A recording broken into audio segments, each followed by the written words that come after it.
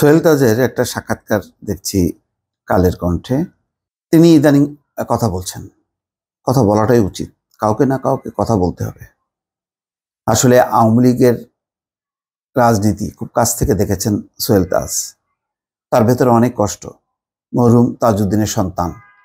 মরহুম তাজউদ্দিন মর্যাদা পাননি শেখ মুজিবের কাছ থেকে, তার কন্যা শেখ হাসিনার কাছ থেকে মর্যাদা পাননি সোহেল তাজের মা জোহরা তাজউদ্দিন, যিনি ৭৫-এর ১৫ই আগস্টের সেই নির্মম হত্যাকাণ্ডের পর আওয়ামী লীগ যখন নাকি একেবারেই বিধ্বস্ত তছনছ, তারপর জিয়াউর রহমান যখন নাকি বহুদলীয় রাজনীতি প্রবর্তন করেন এবং রাজনীতি উন্মুক্ত করে দেন, তখন সারা দেশ ঘুরে ঘুরে তিনি সেই ৭৭-৭৮ কঠিন দিনগুলোতে, মনে আছে আমার, ৮০, ৭৯, ৮০, ৮১ সালে সারা দেশ ঘুরে ঘুরে আওয়ামী লীগকে সংগঠিত করেছেন।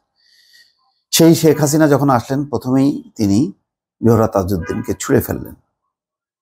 একেবারেই তার অবস্থান গুরুত্বহীন হয়ে গেল। তিনি অভিমানে সরে গেলেন। তারপরে তার সন্তানরা এসছে, তাজউদ্দিন, তাকেও রাখতে পারেননি শেখ হাসিনা। দুর্নীতিবাজদের কবলে পড়ে সোহেল তাজ সরে যান, তাকে প্রোটেকশন দেননি শেখ হাসিনা, এটা সবাই জানে। সেই সোহেল তাজ একটি বক্তব্য রেখেছেন।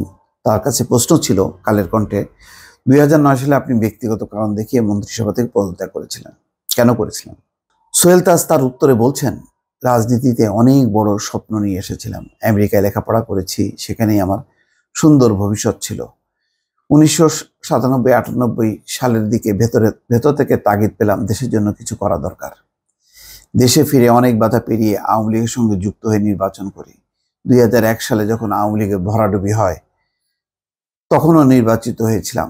নৌকা নিয়ে বিজয়ী ৫৮ সিটের মধ্যে আমার একটি ছিল। সব মিলিয়ে আমার যাত্রাটাই শুরু হয় বিরোধী দলীয় রাজনীতি দিয়ে। বিরোধী দলে থাকাকালে অনেক নির্যাতিত হয়েছি, পুলিশে লাঠিপেটা খেয়েছি, আন্দোলনে মুখ্য ভূমিকা রেখেছি। ১/১১/২০০৯ সালের নির্বাচনে আওয়ামী লীগের নির্বাচন ইশতেহার ছিল দিন বদলের সনদ। ১৯৭১ সালে যে লক্ষ্য সামনে রেখে লাখো শহীদের রক্তের বিনিময়ে স্বাধীনতা অর্জন করেছিলাম, সেই লক্ষ্য বাস্তবায়নের রূপরেখা ছিল এই ইশতেহারে, যা আমাকে ভীষণ অনুপ্রাণিত করে।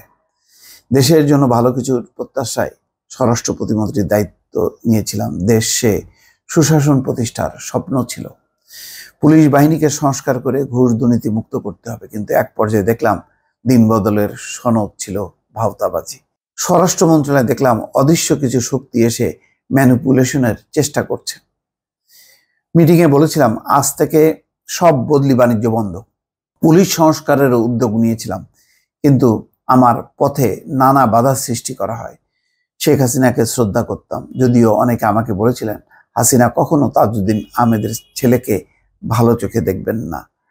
একদিন দেখলাম আওয়ামী লীগের অনেক সিনিয়র নেতাকে সবার সামনে প্রধানমন্ত্রী বলছেন, বিএনপি অনেক টাকা বানিয়েছে, এখন আমাদেরও ২ হাতে টাকা বানাতে হবে। এটা শোনার পর তার প্রতি আমার বিন্দুমাত্র রেসপেক্ট থাকেনি। আরো অনেক বিষয় মিলিয়ে আমি পদত্যাগের সিদ্ধান্ত নিয়েছিলাম। আর একটা বিষয় হচ্ছে, আমি যখন কাজ করতে চাচ্ছিলাম, তখন দেখলাম আমার কোনো নির্দেশনা ফলো হচ্ছে না। পরে জানতে পেরেছি আমার অধীন সব কর্মকর্তাকে পরিষ্কারভাবে জানিয়ে দেওয়া হয়েছে, স্বরাষ্ট্র প্রতিমন্ত্রীর কোনো নির্দেশনা মানা যাবে না। এই অবস্থায় পদত্যাগ ছাড়া আর কোনো পথ দেখিনি। আসলে সত্য কথা যে কথাগুলো বলছে শেখ হাসিনা, ওই বিএনপির কে সামনে নিয়ে সবাইকেই লাইসেন্স দিয়েছে, তোমরা টাকা বানাও আর আমাকে ক্ষমতায় রাখো। এই যে তার মাথার মধ্যে এই চিন্তার বাস্তবায়ন করতে যে আজকে দেশটার সর্বনাশ হয়ে গেল। কি পরিমাণ দুর্নীতির মহোৎসবে পুরো দেশটা ডুবে গেল। দর্শক, ভালো থাকবেন। আল্লাহ হাফেজ।